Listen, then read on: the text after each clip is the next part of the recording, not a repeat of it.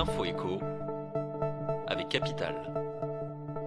L'info pratique Capital. Bonne nouvelle pour les épargnants. À partir du 1er juillet, les frais appliqués sur les plans d'épargne en actions et les PEA-PME seront limités. Sont concernés les frais d'ouverture et de tenue de compte, les frais de transaction, de clôture et de transfert d'un PEA.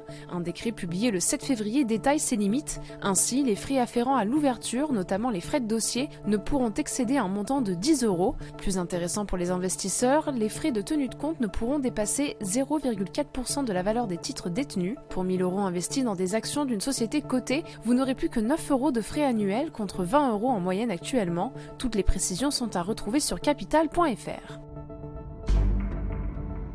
Le chiffre du jour, 9%, c'est le rendement que vous pouvez espérer obtenir grâce au crowdfunding immobilier. Ce placement consiste à prêter de l'argent via une plateforme de financement participatif à un promoteur pour l'aider à financer un programme immobilier.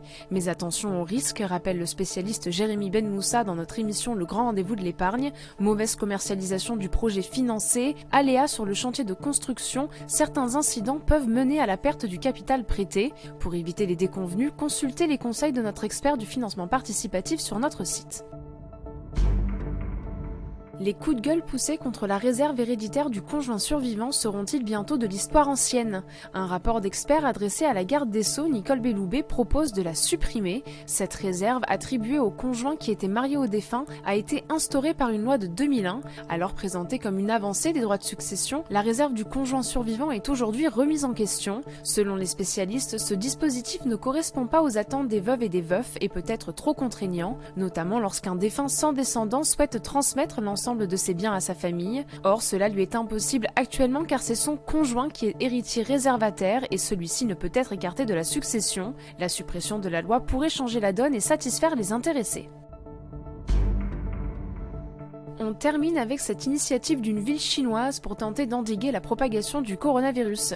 À Qianjiang, dans la province de Hubei, les autorités ont décidé de verser 10 000 yuan, soit 1 300 € aux personnes qui se présenteraient avec des symptômes du virus et qui ensuite seraient testées positives.